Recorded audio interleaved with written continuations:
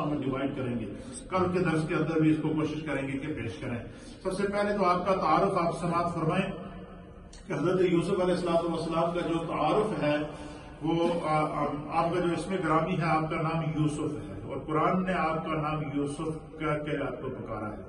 اور آپ کے نام پر قرآن مجید کی اللہ نے پوری سورت نازل فرمائی جو سورت جو ہے قرآن پاک کی 12ویں سپارے کے اندر ہے. کتنے سپارے کے اندر ہے؟ اور 12ویں سپارے کے اندر. اس میں ایک بڑی خاص مماثلت ہے. اللہ تعالیٰ نے کوئی خاص اس کے اندر دیکھیں یوسف علیہ السلام کا تذکرہ اللہ تعالیٰ نے قرآن کے کتنے سپارے میں کیا؟ 12ویں سپارے میں کیا. سورہ یوسف کے اندر کیا اور سورہ یوسف بھی قرآن پاک کی 12ویں سورت ہے. اور حضرت یعقوب علیہ السلام کو جو اللہ نے بیٹے عطا فرمائے وہ بھی 12 تھے. اور پھر آپ کی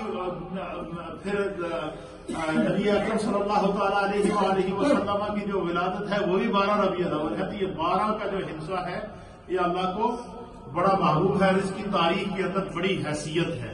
تو قرآن مجید کے میں آپ کے نام سے ایک سورت اللہ نے نازل فرمائی ہے پوری سورہ یوسف جس کو کہتے ہیں. صاحب تفسیر کشاف نے لکھا ہے کہ یہ عبرانی زبان کا لفظ ہے. یہ یوسف جو ہے یہ کون سی زبان کا لفظ ہے؟ عبرانی زبان کا لفظ ہے. اور یوسف عجمی بھی ہے, یوسف عربی کے اندر بھی بولا جاتا ہے. فرمایا کہ اس کا معنی کیا ہے؟ آپ لکھتے ہیں کہ العصف سے یہ مشتق ہے اور عصف کا معنی ہے غمزدہ ہونا, غمگین ہونا. اور حزن و غم اور حزن کے معنوں میں پایا جاتا ہے. اور پھر جو ہے وہ کہتے ہیں کہ ایک معنی اس کا یہ ہوتا ہے کہ غمزدہ ہونا, غم پانا. اور اللہ کے حبیب علیہ الصلوۃ والسلام نے فرمایا کہ یوسف علیہ الصلوۃ والسلام کو اللہ نے اسم با مسمہ بنایا تھا. آپ کو پہلے آزمائشوں سے گزرنا پڑا, غموں سے گزرنا پڑا, پھر خدا نے آپ کو راحت بھی عطا فرمائی, سکون بھی عطا فرمایا. علامہ اسماعیل حقی رحمۃ اللہ علیہ نے جو ہے وہ تفسیر روح البیان کے اندر آپ کے لفظ کا معنی بھی لکھا ہے کہ لغت میں حزن اور الاسیف اور غلام کو بھی جو ہے الاسیف کہا جاتا ہے اور حزن غم کو بھی کہا جاتا ہے. فرمائے کہ معنوی اعتبار سے جو آپ کے نام کے معنی بنتے ہیں وہ ساری چیزیں, ساری کمالات, ساری صفات آپ کے نام کے اندر آپ کی پوری زندگی کی سیرت کے واقعات کے اندر پائے جاتے ہیں. حضرت یوسف علیہ الصلوۃ والسلام کا ایک یہ کمال ہے, یہ خاص آپ کو اللہ تعالیٰ نے آپ پر کرم ہے کہ حضرت یوسف علیہ الصلوۃ والسلام کا سلسلہ نسب خود سرکار دو عالم صلی اللہ علیہ وسلم نے بیان فرمایا. حضور علیہ الصلوۃ والسلام نے خود یوسف علیہ السلام کا سلسلہ نسب بیان فرمایا. آپ کے نسب کو پاک کو خود نبی پاک صلی اللہ علیہ وسلم نے بڑے عمدہ پیرائے کے اندر, اس کو امام احمد نے نقل فرمایا مسند امام احمد بن حنبل کے اندر. امام بخاری نے صحیح بخاری کے اندر اس کو نقل فرمایا ہے کہ حضرت ابن عمر رضی اللہ تعالیٰ عنہ روایت کرتے ہیں کہ نبی اکرم صلی اللہ تعالیٰ علیہ وآلہ وسلم نے حضرت یوسف علیہ الصلوۃ والسلام کا سلسلہ نسب بیان کرتے ہوئے آپ نے فرمایا کہ کریم ابن کریم ابن کریم ابن کریم یوسف بن یعقوب بن اسحاق بن ابراہیم.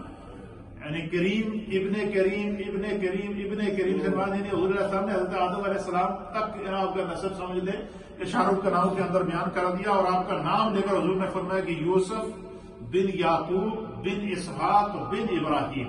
تو آپ کا سلسلہ نسب کے اندر جو خاص جو خصوصیت ہے وہ کیا ہے کہ آپ کے سلسلہ نسب کو سرکار دو عالم صلی اللہ علیہ وسلم نے خود بیان کیا صحابہ کی مجلس کے اندر.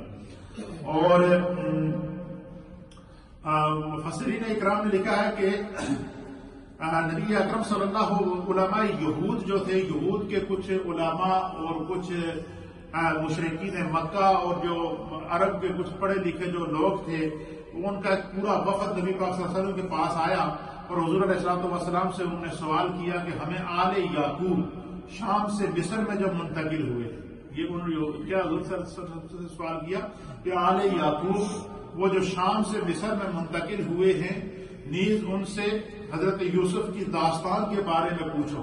تو انہوں نے حضور علیہ السلام کا امتحان لینے کے لیے کہ کیا یہ واقعی اللہ کے سچے نبی ہیں. تو آپ سے اگر پوچھا جی کہ ٹھیک ہے آپ کہہ رہے ہیں کہ ہم اللہ کا نبی ہوں اور آخری نبی ہوں, تو آپ ہمیں یہ بتائیں کہ آل یعقوب یہ شام سے مصر سے ہجرت کر کے جو وہ شام سے ہجرت کر کے مصر گئے تھے, مصر میں منتقل ہوئے, پھر وہاں آباد ہوئے, آپ ہمیں اس کے بارے میں کچھ بتا سکتے ہیں. تو قبر اس کے حضور علیہ الصلوۃ والسلام بتاتے خدا نے سورہ یوسف نازل کی. سورہ یوسف کے اندر ان کے ایک ایک سوال کا جواب تھا. حضور بیان کرتے گئے، سنتے گئے. اب آپ اس سے خود اندازہ لگا سکتے ہیں کہ سورہ یوسف کے اندر 111 آیتیں ہیں. کتنی آیتیں ہیں؟ 111 آیتیں ہیں اور اس کے 12 رکوع ہیں. کتنے رکوع ہیں؟ اب 12 رکوع اور 111 آیتیں. اس سے مراد یہ کم از کم یہ پانا سپارہ بنتا ہے پورا. کتنا پانا سپارہ یہ بنتا ہے، یعنی 111 آیات کو حضور علیہ الصلوۃ والسلام نے سورہ یوسف کی پڑھ کر سنایا، جس میں پورا قصہ یوسف علیہ السلام تھا، جس کو وہ سنے اور وہ سارے حیران رہ گئے. اسی طریقے سے حضرت کعب ابن عبید رضی اللہ تعالیٰ عنہ بیان کرتے ہیں کہ سرکار دو عالم صلی اللہ علیہ وسلم نے سورہ یوسف کو اکثر تلاوت کیا کرتے تھے. حضور علیہ الصلوۃ والسلام سورہ یوسف کی تلاوت کی آپ تلقین فرمایا کرتے تھے، صحابہ کو سورہ یوسف سے سکھاتے تھے. اور سرکار نے فرمایا کہ جو بندہ سورہ یوسف کی